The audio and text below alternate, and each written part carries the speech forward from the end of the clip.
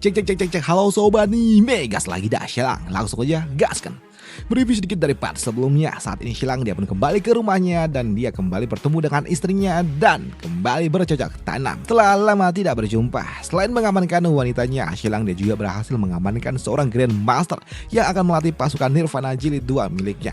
Dan setelah itu semua, Shelang dia juga menghabiskan waktunya bersama dengan keluarganya, dengan bapak mertua dan juga ibu mertua. Dan setelah menceritakan semua gosip apa yang hangat di ibu kota, Shelang dia pun kembali didatangi oleh Mulan yang mengatakan kepada Shelang kalau saat ini sudah hampir larut malam, yang membuat emaknya pun meminta kepada Shelang untuk kembali beristirahat bersama dengan Mulan. Namun alih-alih mereka beristirahat, ternyata Shelang dan juga Mulan mereka melanjutkan ke ronde 2. Ya biasalah, suami istri lama nggak jumpa ya you know ya tahulah sendirilah, kalian semua juga udah bapak-bapak di sini. Waduh. Dan tentunya Shelang dan juga Mulan setelah mereka kembali bersama tentunya semakin mesra. Sedangkan di sudut lainnya untuk Munjong, dia berlatih dan juga melakukan sebuah diet ekstrim untuk dapat membuat dirinya kurus dan menarik perhatian bagi wanitanya, yaitu Nona Zhongning. Karena sepertinya Munjong tertarik dengan Nona Zhou. Dan setelah 5 hari di rumahnya, Shelang dia harus kembali bekerja. Dia harus pergi kembali meninggalkan istri dan juga putrinya, yang membuat Shelang dia agak sedikit ya gimana lah, kayak rasa-rasa nggak terima. Tapi ya mau bagaimanapun dia harus kembali bekerja. Dan untuk Shelang dia pun pergi meninggalkan istri dan juga anaknya menuju sebuah tempat yang disebut sebagai Pulau Nirvana. Pulau yang memang namanya diberi sendiri oleh Shelang, dan di tempat itulah Shelang dia ternyata mengumpulkan pasukan Nirvana miliknya, pasukan Nirvana Jilid 2. Orang-orang yang memiliki garis keturunan kosong, mereka semua diletakkan di tempat ini oleh Shelang, dan Shelang akan melatih mereka semua di tempat ini. Dan ada sebuah pertanyaan, kenapa bang kok pasukan Nirvana ada di tempat ini? Bukankah udah diambil sama putra mahkota dan juga pangeran ketiga? Dan ternyata orang-orang yang diambil oleh putra mahkota dan juga pangeran ketiga adalah orang-orang yang memiliki gangguan mental, dan itu semua adalah jebakan yang telah disiapkan oleh Shelang. Shelang dia pun sadar kalau sepertinya akan mendapatkan gangguan dari putra mahkota dan juga pangeran ketiga. Jadi dia menyiapkan sebuah rencana cadangan jika kalau mereka akan disergap. Jadi ternyata umpan yang diberikan oleh Shelang tepat dimakan oleh putra mahkota dan juga pangeran ketiga. Dan untuk pasukan Nirvana, mereka semua ada di pulau ini. Dan untuk Pak Tua Landau, di sini Shelang menyiapkan orang tua ini untuk dapat melatih pasukan Nirvana Jilid 2 miliknya. Dan selama Shelang dia menyiapkan pasukannya, ternyata di ibu kota politik semakin chaos. Orang-orang yang ada di barisan dari putra mahkota pun shock ketika Kaisar kembali menjatuhkan, mendeskripsikan, mengecilkan dukungan yang dimiliki oleh putra mahkota. Dan kali ini seorang jenderal pun ditangkap oleh Kaisar dengan dalih tuduhan kalau dia telah melakukan tindak pidana korupsi, yang membuat dukungan putra mahkota semakin berkurang. Namun itu semua berbanding terbalik kepada keluarga Hsu, dan kali ini patria keluarga Hsu telah kembali ke ibu kota setelah dia memimpin pasukan yang ada di area perbatasan. Kembalinya patria keluarga Xue tentunya akan membuat dukungan keluarga Xue dan juga pangeran ketiga akan semakin kuat. Dan untuk orang tua ini, ketika dia kembali ke ibu kota, dia langsung menemui Kaisar, yang membuat Kaisar dia pun bertanya apa yang akan dilakukan oleh orang tua ini. Di sini Kaisar dia pun bertanya kepada patria keluarga Xue apakah dia dekat dengan Bang Yin Yuan, yang membuat orang tua itu dia mengatakan kalau dirinya dulu pernah dekat dengan Bang Yin Yuan, tapi tidak dengan saat ini. Ucap dari orang tua itu. Di sini Kaisar dia juga menunjukkan tanda-tanda kalau dia sangat percaya dengan keluarga Xue, yang membuat Kaisar dia juga bertanya tentang pandangan dari patriark tentang pernikahan Putri Zong dan juga Pangeran Hu yang berasal dari kerajaan Yan Agung, yang membuat orang tua ini dia mengatakan kalau dirinya nggak setuju dengan pernikahan itu. Hanya saja ketika dia mencoba untuk dapat memperingati keluarga Zong, ternyata keluarga Zong tidak menanggapinya. Ucap dari orang tua itu yang membuat Kaisar dia pun paham. Sini Kaisar dia juga tahu kalau keluarga Xue memiliki perselisihan dengan Shelang, dan itu membuat Kaisar dia bertanya apa pandangan dari orang tua itu, yang membuat orang tua ini dia mengatakan kalau dia akan mengikuti apapun yang akan diucapkan oleh Kaisar, yang membuat Kaisar dia pun senang. Selain itu juga di sini Kaisar dia pun kembali bertanya tentang bagaimana pandangan keluarga Xue dengan pangeran kelima, yang membuat orang tua ini dia mengatakan kalau dirinya tidak tahu tentang pangeran kelima. Ucap dari patriark keluarga Xue yang membuat Kaisar dia pun paham. Di sini Kaisar dia juga bertanya kalau saat ini pangeran kelima dia adalah seorang jenderal pertahanan ibu kota, sedangkan untuk patriark keluarga Xue dia akan menjadi panglima besar di ibu kota. Lantas apa yang akan ia lakukan? Dan orang tua ini dia mengatakan kalau dirinya akan bersikap profesional, yang membuat Kaisar Dia pun paham garis besar apa yang akan dilakukan oleh keluarga Shue. Dan di sini Kaisar dia juga mengizinkan patriark keluarga Shue untuk kembali pulang ke rumahnya. Dan untuk patriark dia pun paham.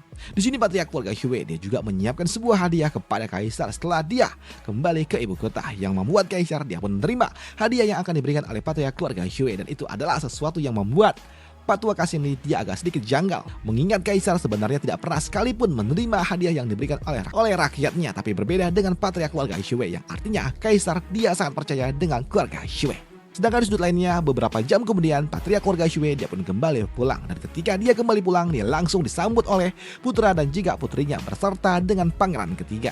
Kedatangan dari patriark tentunya membuat pangeran ketiga dia sangat-sangat senang. Namun mereka juga langsung mengadakan sebuah pertemuan.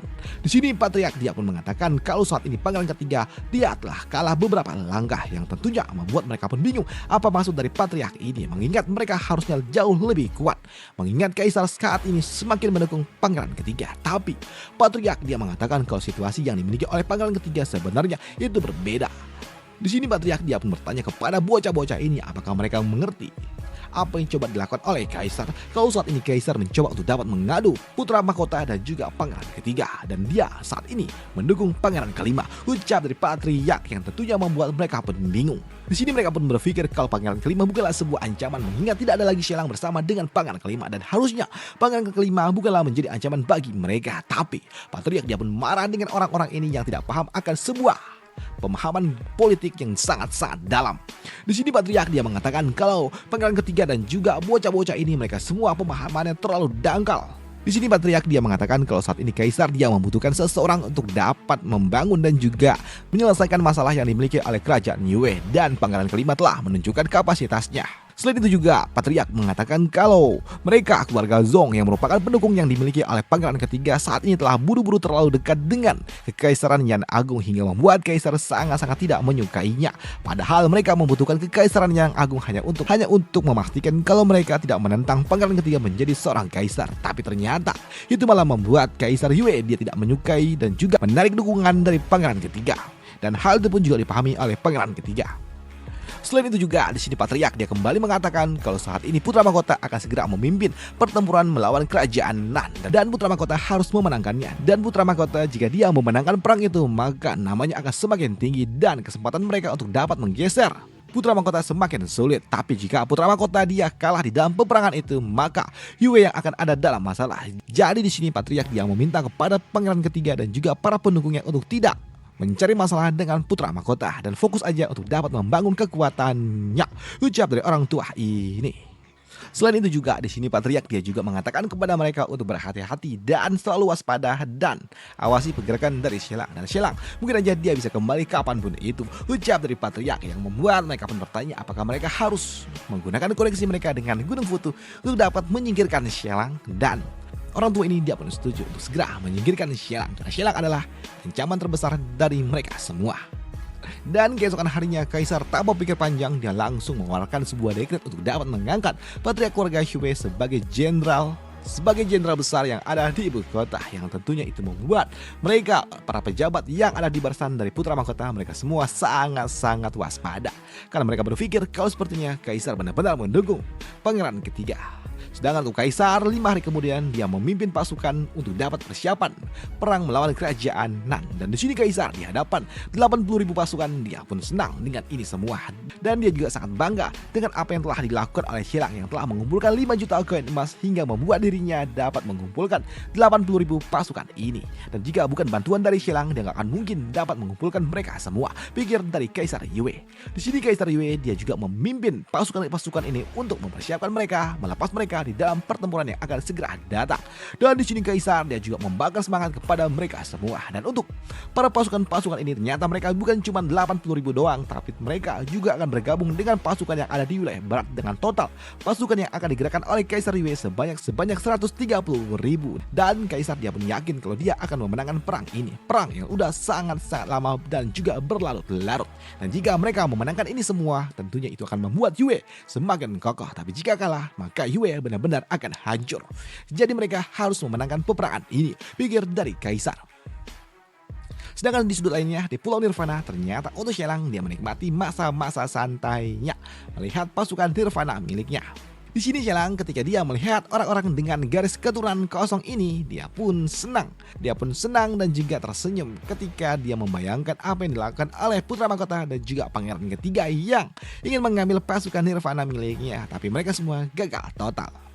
Namun melihat Shelang yang senyum-senyum sendiri membuat Pak Tua Landau, dia mengatakan kepada Shelang kalau orang-orang dengan garis keturunan kosong mereka semua adalah orang-orang yang tidak berguna. Bagaimana mungkin orang-orang aneh seperti ini dapat menggunakan seni bela diri, dan hal itu pun membuat Shelang dia pun tersenyum. Dan dia mengatakan di dalam hati kalau sepertinya Pak Tua Landau tidak tahu tentang orang-orang yang memiliki garis keturunan kosong dan juga pasukan Nirvana Jilid 1. Jadi wajar aja jika orang tua ini dia berkata seperti itu, pikir dari Shelang. Tapi mendengar apa yang diucapkan oleh Pak Tua Landau membuat Grandmaster ataupun Raja Pedang Li dia mengatakan kalau percaya aja dengan apa yang akan dilakukan oleh Shelang, yang membuat orang tua ini dia pun kesal karena Pak Tua Raja Pedang Li lah yang telah memberitahukan Shelang di mana tempat dia tinggal.